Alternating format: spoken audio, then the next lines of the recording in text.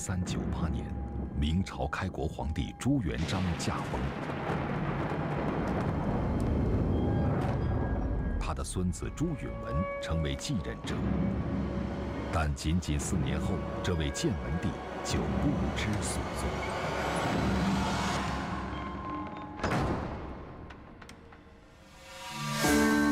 500多年来，对他的捕风捉影不绝于耳。篡权的正是他的叔叔燕王朱棣。尽管有史家说没有朱棣就没有明朝200年，梁启超甚至称赞他绝世英主，但朱棣自己却没那么自信。背负着篡位和庶出的非正统之名，他不仅要稳坐江山，更要正本清源。于是紫禁城、永乐大钟和永乐大典一系列世界之最诞生了。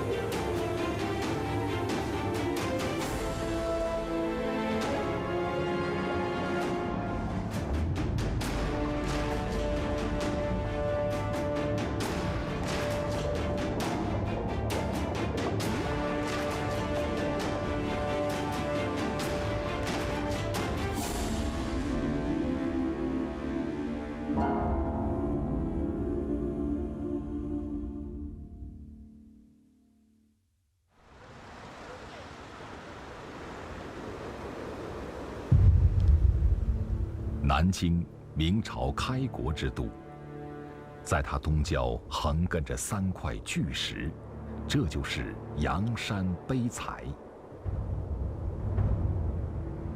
如果把它们竖立起来，将是一座灌溉文明史的70米高巨碑。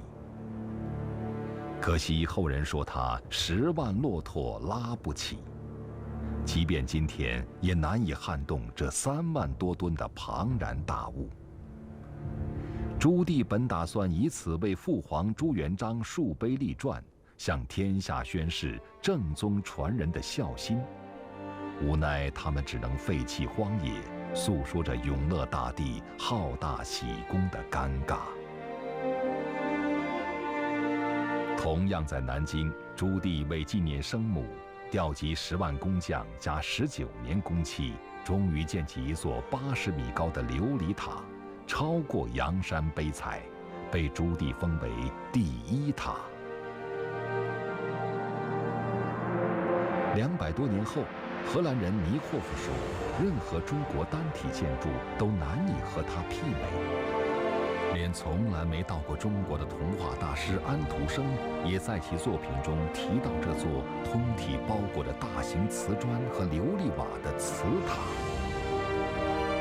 当时10里外长江上的航船都把这所光芒四射的高塔当作南京的航标，难怪有人说它是永乐时代最大的瓷器。由此，中国瓷器又进入一个新的命运轨迹。直到100多年前，这座流光溢彩的巨人才在清末的动荡中轰然崩溃，弥漫的尘烟笼罩了整个金陵城。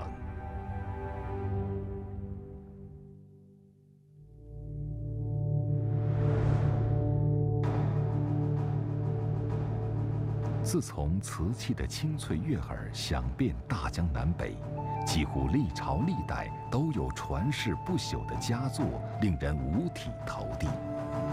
那么明朝是否还会有一种器物，可以笑傲唐的三彩、宋的民谣和元的青花？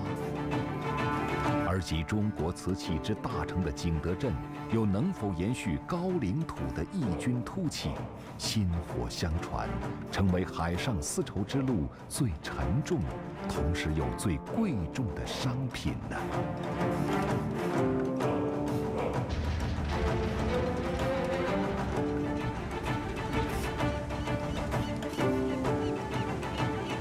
因为七下西洋的奇迹，让郑和这个名字几乎家喻户晓。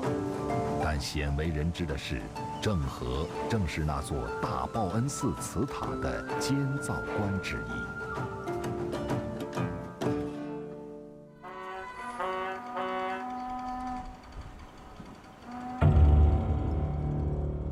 这根看似普通的木头出土于南京，经考证，11米长的它居然是一艘古代木船的船舵舵杆。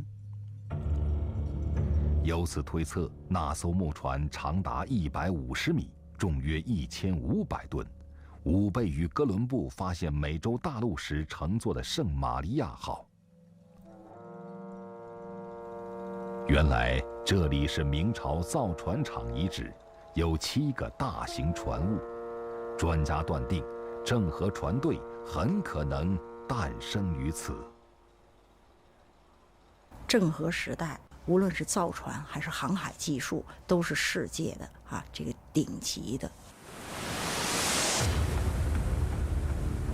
500多年前，郑和率数万人的大型船队直抵西亚和东非。郑和此行不得不说，又是永乐大帝宣扬皇恩浩荡的旷世之举，其中一定少不了丝绸、茶叶和瓷器，他们也一定会从沿途各地蔓延到更遥远的异域。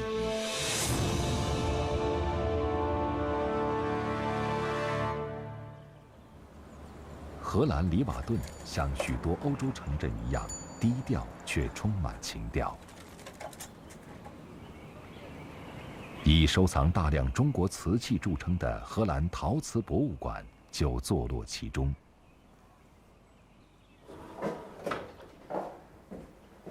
博物馆东方部主任艾娃博士曾经在台湾生活8年。This is one of our most important pieces. It's a dragon vase made in the Yongle period, in the beginning of the 15th century, painted with a very powerful dragon, typical of Yongle style. 的确，他眼神犀利，爪子刚劲，身躯威武，勇猛狂傲。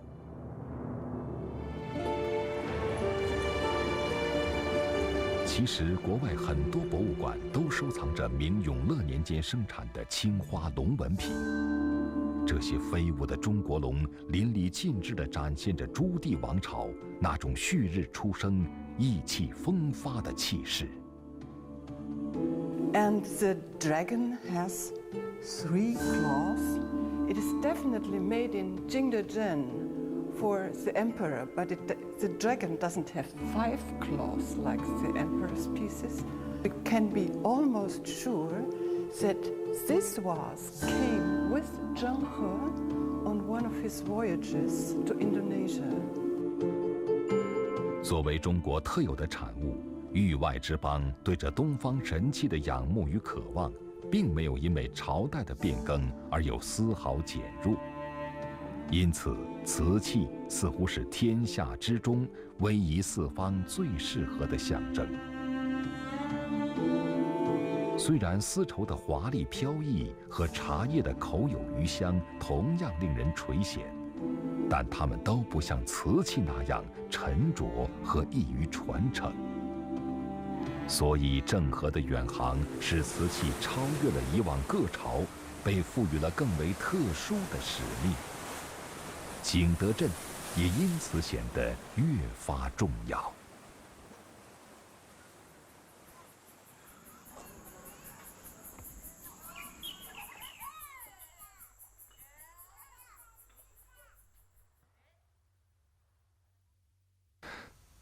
40岁的段鹏进一直生活在景德镇。每年6月的这几天是段鹏进和师兄弟们与师傅相聚的日子。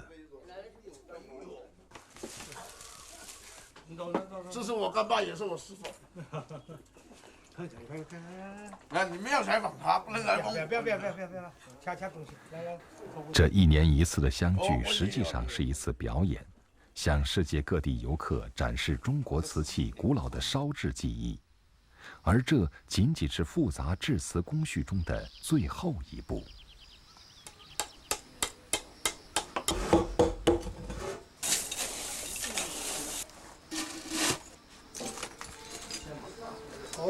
段鹏进师徒表演的地点是一座复原的明代葫芦窑，他们展现的程序和技艺同数百年前几乎别无二致。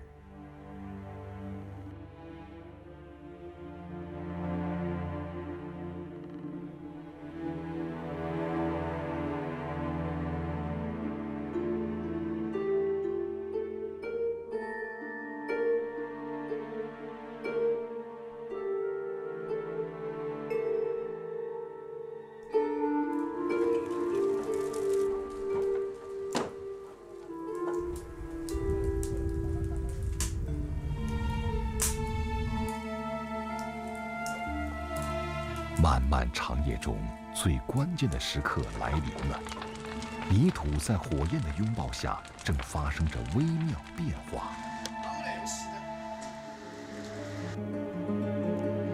也许这正是中国古瓷在世界范围内被追捧的原因。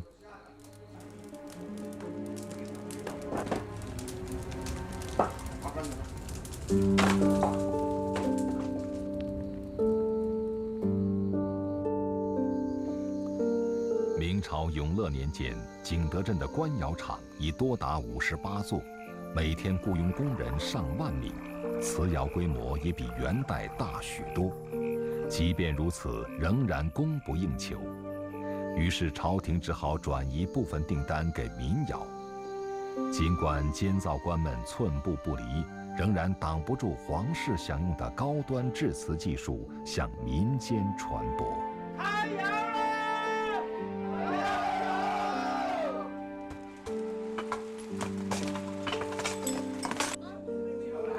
希望就藏身在这代代相传的吆喝声中。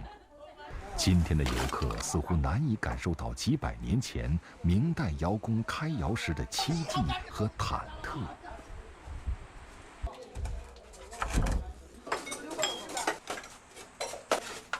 成与败，喜与悲，都在这一锤定音、尘埃落定之后显露出来。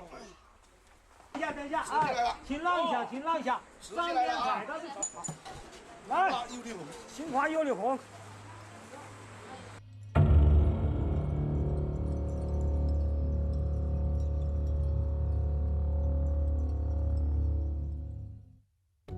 这是我们不变的标志，因为唐朝。这是我们不舍的情结，由于唐朝。这是我们不忘的记忆，回味唐朝。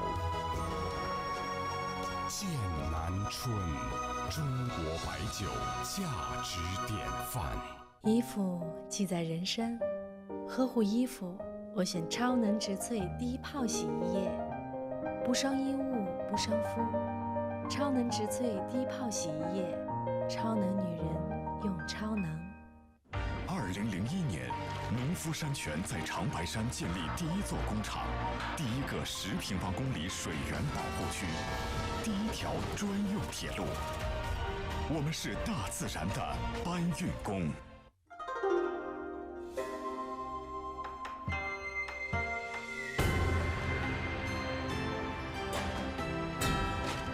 清香典雅，青花汾酒。微节近在咫尺，彼此的手能否紧握？中央电视台第一套节目综合频道黄金时间，《郎酒红花郎》特约剧场，别让我看见，近期播出。1年不见，你还好吗？今天是巡山设点的第316天，仍然有很多新发现。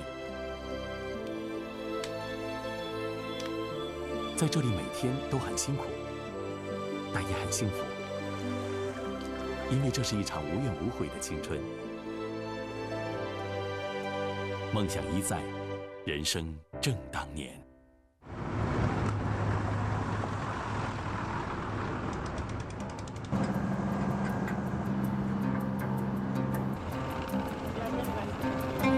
在今天的印尼雅加达，许多人都在这里的港口中工作和生活。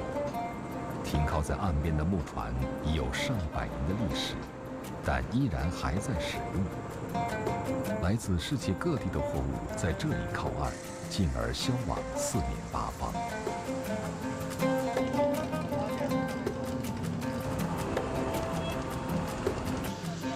在明代，当海平线忽然风帆林立，海市蜃楼般冒出上百艘高大船舶时，东南亚沿海各地一定以为他们来自梦幻之邦。随郑和船队运来的各种珍瓷异宝，更加唤起人们对那天堂国度的无限遐想。于是，这里的王公贵戚们为了一睹天朝真容，在郑和生活的国度留下了他们追寻的印记。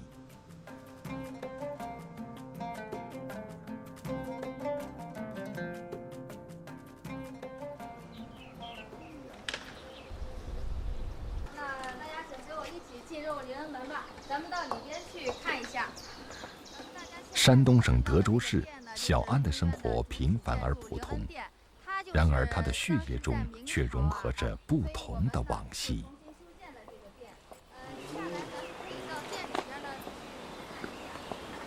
是因为当时他特别喜欢这个明朝的官服，他穿了这个明朝的这个官服呢，在宫廷里边画了这个画像。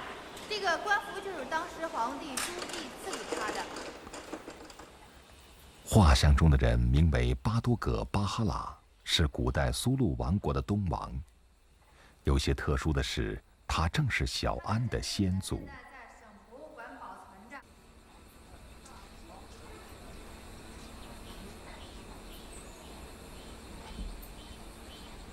你看这一片房子呀，就是北营村苏禄东王后羿住的地方。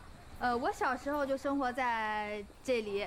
这一片呢，大部分都是信奉伊斯兰教的。门口上经文啊，就是出入平安，就像汉族人贴春联一样。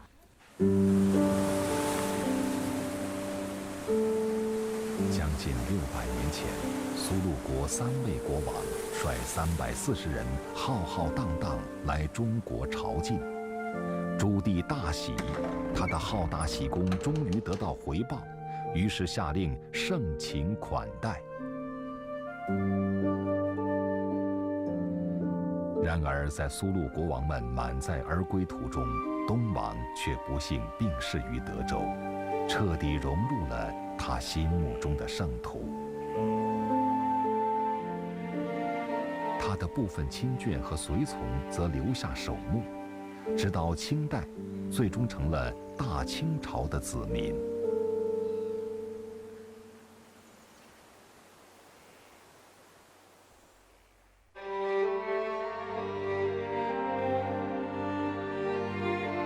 永乐时代，基于皇帝气吞山河的诉求，很多瓷器也出落得大气壮美、艳丽极致。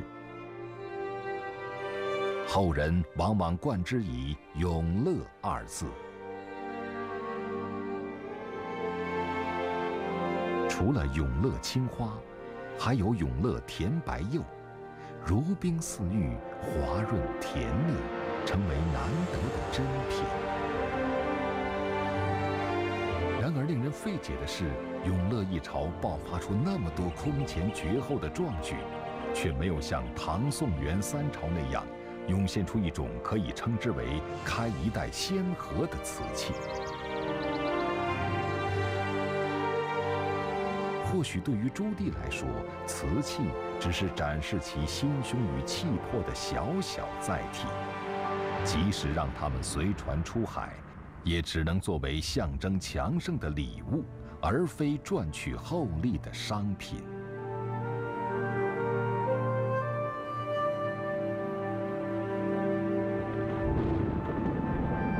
1424年，朱棣驾崩，明朝最风光无限的一代谢幕了。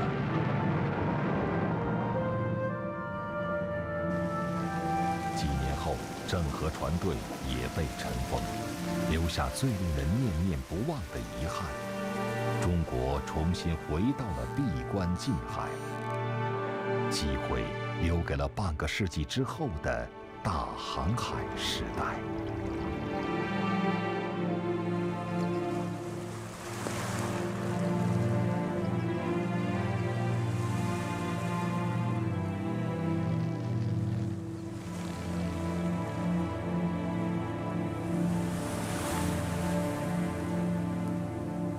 朱元璋他下过一个令，叫片板不许入海，你一片板都不给我，我都不给你下海。据说这是为了防范来自海上的政治威胁。海禁的祖训注定了郑和的望洋兴叹，但中国却开始成为世界的目标。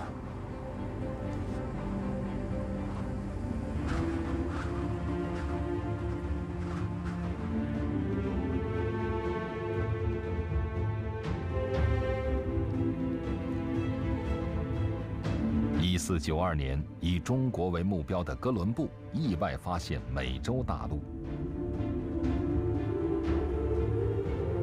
1498年，葡萄牙人达伽马绕过好望角，到达印度，横穿了当年的郑和航线。1521年，麦哲伦穿越大西洋和太平洋，到达苏禄国王的故土。虽然麦哲伦命丧他乡，但1年后，船队仅存的维多利亚号回到西班牙，完成了人类首次环球之旅。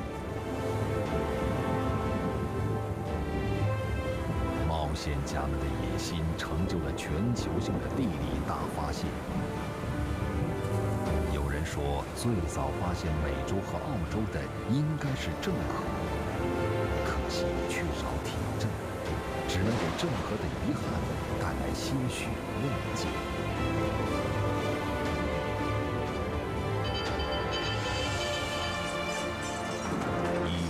1514年，葡萄牙人穿过波涛汹涌的大洋，第一次登陆中国。一个名叫科尔沙利的人，也许是最早见识中国瓷业的欧洲人之一。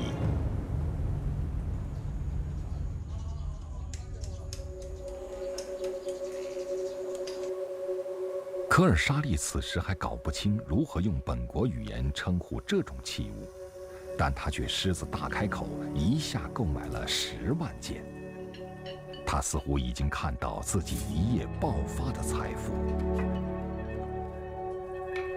我们不知道他用什么手段突破了海禁封锁，但8年后，葡萄牙国王下令，所有从东方返回的商船，其所载货物中瓷器的比例不得少于1/3。显然，利益驱动使走私盛行，海禁漏洞百出。有人推算，仅16世纪贩运到欧洲的瓷器，保守估计也有200万件。于是，这种利润高达600%的器物有了自己的洋名字 ，China， 中国瓷器。瓷器到了欧洲，它引动了一个新的时尚的追求。明朝的皇帝们关起门来孤芳自赏，似乎所有的大气魄都被永乐一朝挥霍一空。而起源于意大利的文艺复兴却如火如荼地席卷欧洲。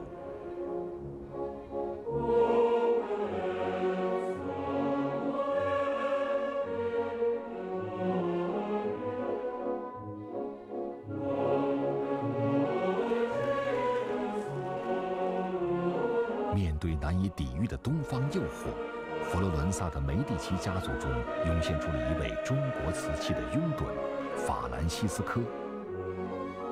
他不明白，为什么只有中国人能制造出那魔幻般的器物。于是，一个大胆的念头产生了：仿造。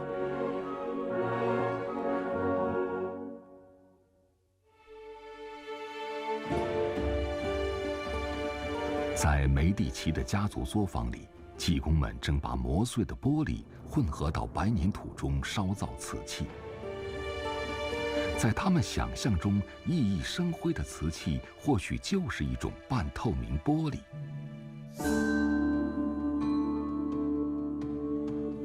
可惜，这不是天堂之门的秘诀，他们只是在表面上足以乱真。但无可否认的是，西方人对瓷器锲而不舍的执着与追求。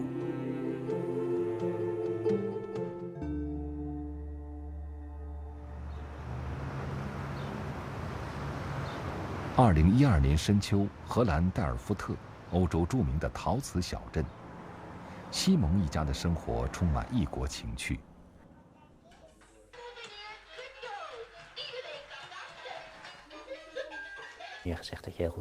他的妻子来自越南，3个孩子活泼可爱。受妻子的影响，西蒙对东方文化兴趣浓厚。他是皇家代尔夫特蓝陶厂的一位重要画师。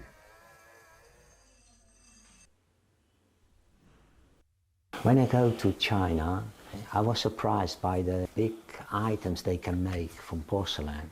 It's something we cannot do in Holland. We are not able to do that. 手工制造的代尔夫特蓝陶像郁金香一样被视为荷兰的象征。但仔细观察，中国人会感觉似曾相识，因为它的确源于中国的青花。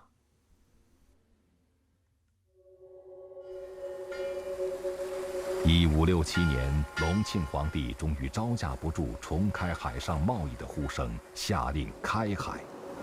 不久，中国青花瓷风靡欧洲。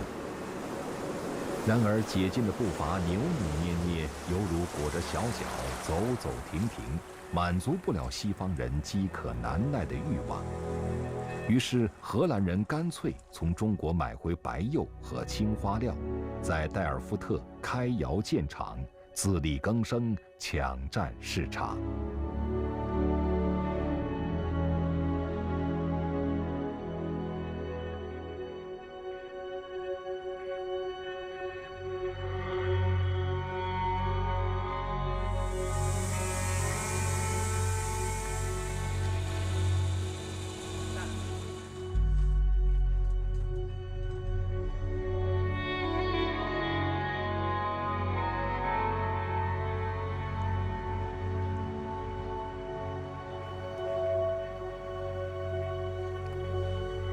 这是400年前的仿制品，尽管是欧洲制造，但表面和中国瓷器大同小异，尤其图案明显是照猫画虎，就连汉字也被不懂汉语的荷兰工匠当作装饰符号描画出来。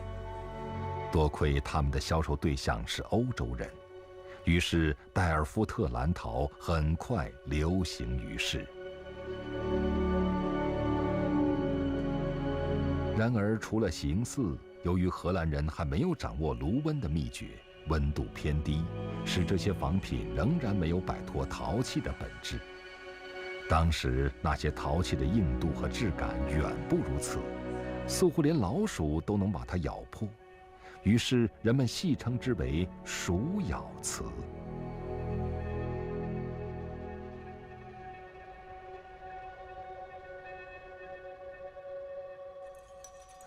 当欧洲人还在为青花瓷的制造秘密困扰时，中国瓷器却在明代中早期悄然发生着一场小家碧玉式的革命，斗彩诞生了。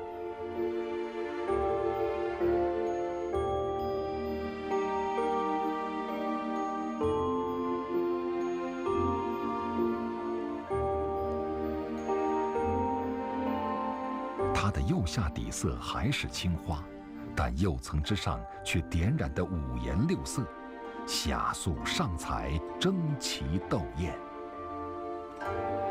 后人说成化无大气，然而小有小的味道。慢慢品一口香茗，细细把玩茶盏上的花鸟虫鱼，今日所谓慢生活，同样令古代的官宦贵戚们陶醉。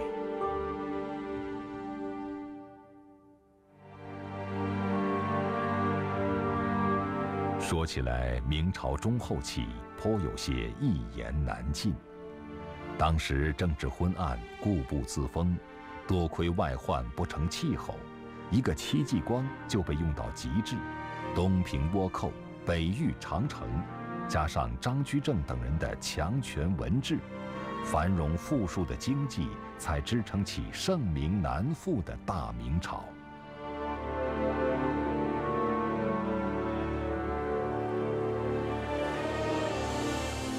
尽管海禁的阴霾仍未消散，却如同裤腰上的松紧带，随着倭寇泛海的形势时紧时松。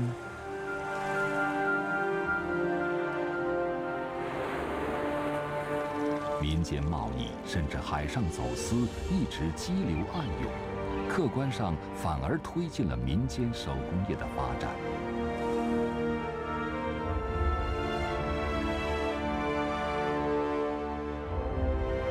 因此，史学家们才把中国市场经济的萌芽归功于明代。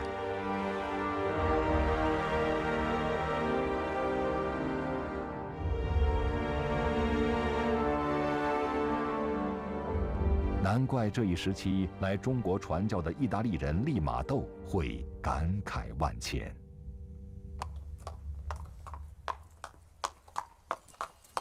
凡是人们为了维持生存和幸福所需要的东西，无论是衣食用品还是奇巧物与奢侈品，这个王国的境内都有丰富的出产，无需由外国进口。所以这土地上的人既不相信也不期待伊甸园，他们视自己现世所有的土地就是人间天堂了。冷眼旁观的利玛窦同时看到，这人间天堂里的乡绅富贾和文人雅士们正日趋奢靡，顺应这样的世风，瓷器走向奇巧与俗艳，也就不足为怪了。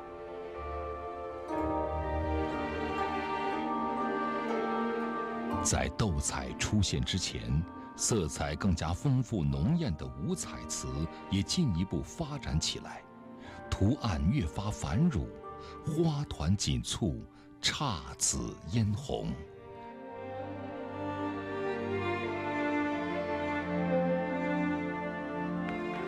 问题是，大多彩色染料在窑炉的高温中会颜色失控，古人一定想出了某种解决办法。这种办法今天已经司空见惯，那就是2次入窑法。首先，在窑中高温烧造瓷胎，取出后施以五彩，再入窑用低温烧造，方可大功告成。技术革新不仅为明朝的落日余晖平添了些许缤纷亮彩，也为彩瓷在清代的大繁荣奠定了基础。尽管它缺少深厚的精神底蕴，热烈难免嘈杂，出类还欠拔萃，但无可否认，这曾经高居庙堂之上，为皇家权贵们独享的典雅器物，正逐渐被拉下圣坛，回归到民间市井中，并作为中国文化的一部分走向世界各个角落，为全人类所了解。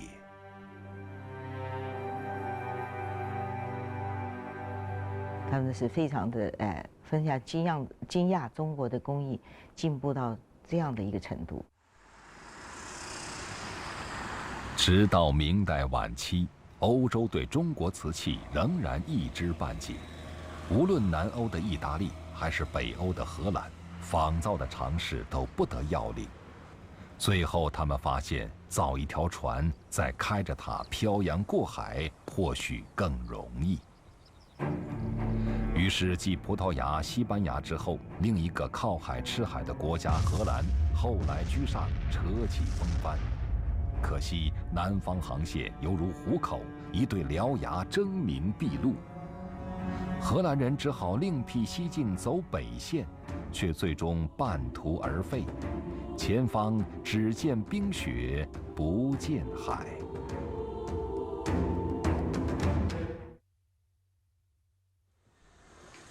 这是荷兰阿姆斯特丹大学。400年前，这座建筑的所有者是荷兰东印度公司。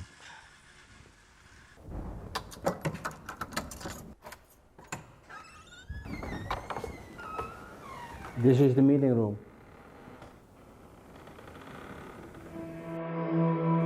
在这间会议室里，东印度公司的决策者们决定不惜借助武力，在东方与葡萄牙、西班牙一争高下。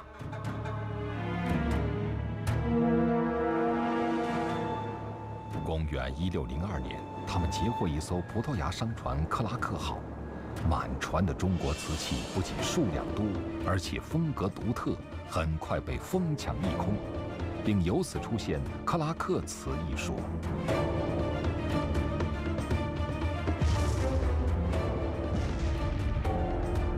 不久，荷兰人又截获另一艘满载10万件中国瓷器的葡萄牙商船，他们被强行拍卖。荷兰东印度公司不仅因此资产翻番，而且不久就夺占了东方航路。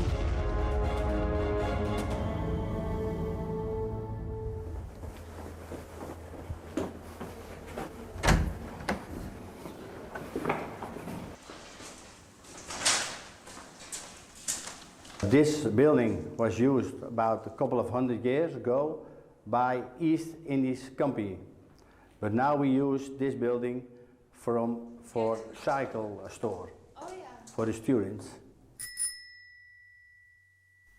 这里很可能是世界上最价值连城的自行车库。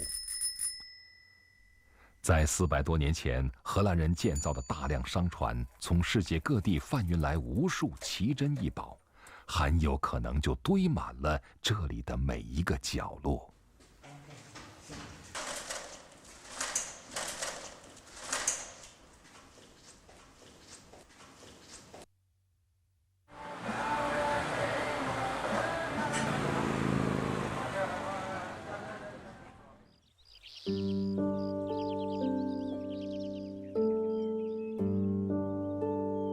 这座红色古堡位于台湾新北市淡水镇，俗称红毛城。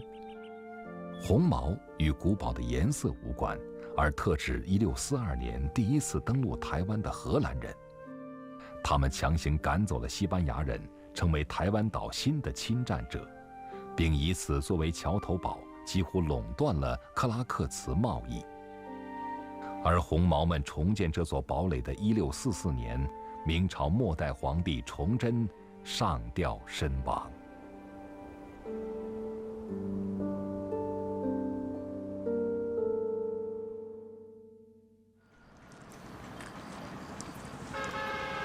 福建平和地处福建省漳州西南，与台湾岛隔海相望。这里知名度最高的是平和蜜柚。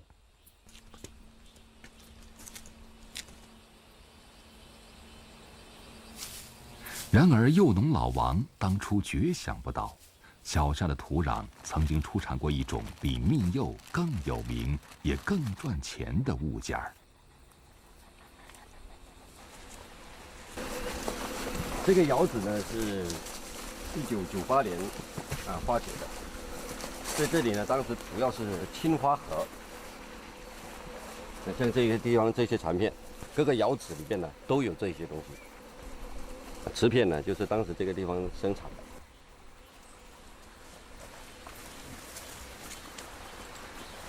长期以来风靡欧洲的克拉克瓷，其具体产地一直云山雾罩。直到上世纪90年代，考古人员在这里发现大量克拉克瓷残片和上百座明代窑址。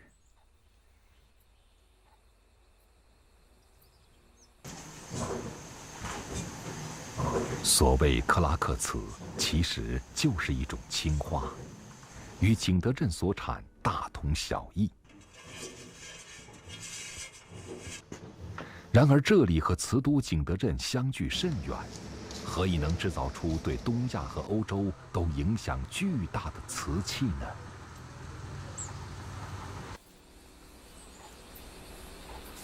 老朱是平和九峰镇的老住户，在他脑海里深藏着一桩很少有人知道的秘密——江西坟。按照他们旧的来说，这个地就风水宝地，背靠北向南，往那个踏鼠山。顾名思义，埋在这里的故人大多来自江西。据说正是他们带来了景德镇的造瓷工艺。不仅如此，在平和漫山遍野的柚子林下，偏巧埋藏着大量制瓷材料高岭土。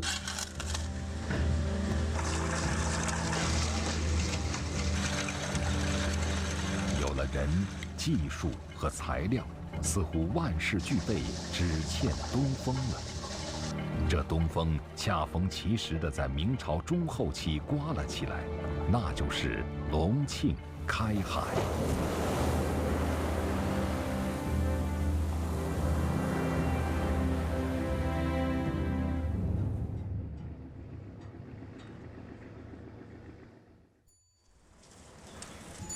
这座小水闸建在漳州九龙江一条支流的入江口。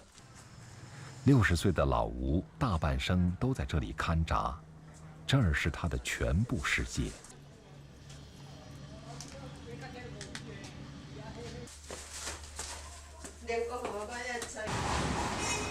老吴并不知道，400年前这里曾经是东亚最繁忙的港口粤港。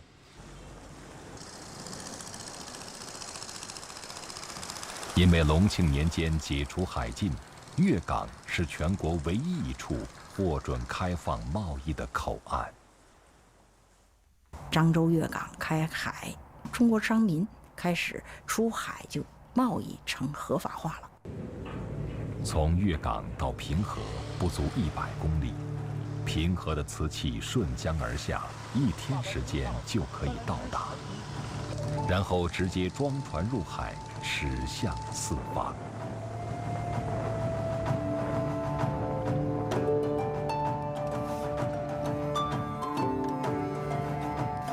事实上，克拉克瓷的诞生应该是反过来由市场导向决定的。因此，当清朝再次禁海，克拉克瓷也就伴随粤港一起走向了衰亡。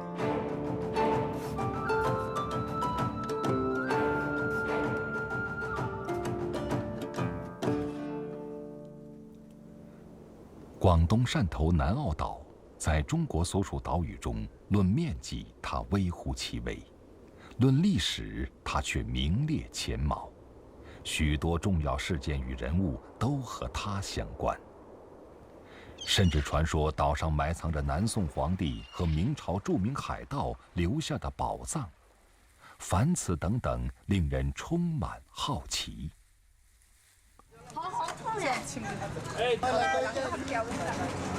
2007年，它真的令世界好奇了。好，我们接着来关注一下南澳1号考古发掘的最新的进展。这个瓷器最多的这个地方，它是陈朝的什么位置？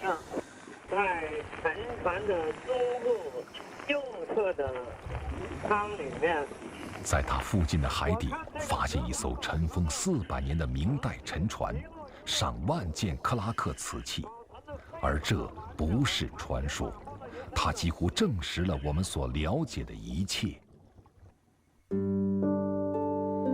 沉船处离福建粤港不足200公里，满载平和民窑生产的青花瓷。学者们推断，它应该是一艘外贸船，却不幸在起航不久遇险沉没。此外，沉船残骸中还发现一些违禁品和至少4门鼓炮，或许它又是一艘突破海禁的走私船。无论如何，它都是中国明代瓷器风云变幻、兴衰起伏的缩影。沉船的踪迹，我们看到的是在亚洲、非洲、美洲、欧洲全都有。明朝真正的是在一个全球化开端的时代。你看那个撬好撬没问题。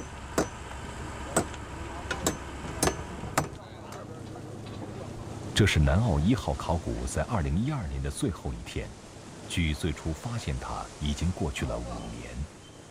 水下考古特有的形式布方框架也已经搭建完成。考古队队长崔勇正把南澳1号在海底的样貌扫描成图，作为1年工作的收尾。这个，是这个吧？这个，是在咱们的这个果实这边看得到。果实应该是在这一侧。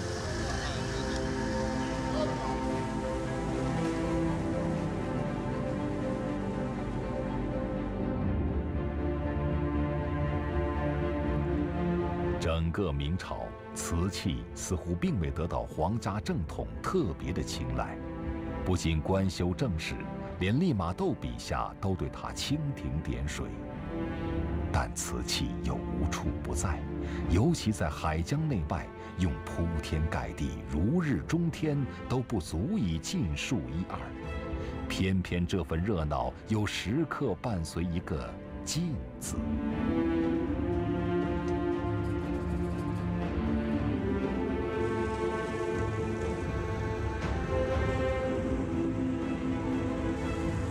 海，既是希望之海，也是欲望之海。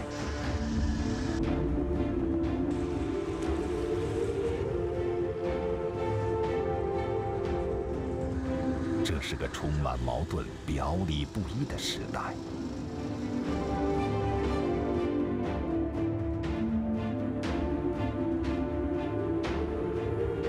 或许因为只有一个朱棣，或许恰恰是无为而治。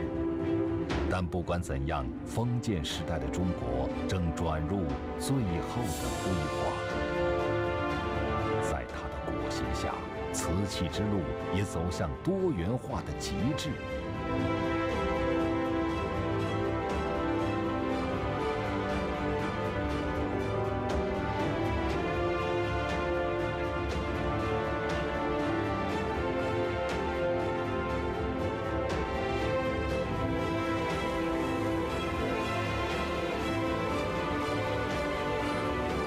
航海时代的叩门声终于震响了天堂之门，中国瓷器持续了1500年的一枝独秀，也终将不再神秘。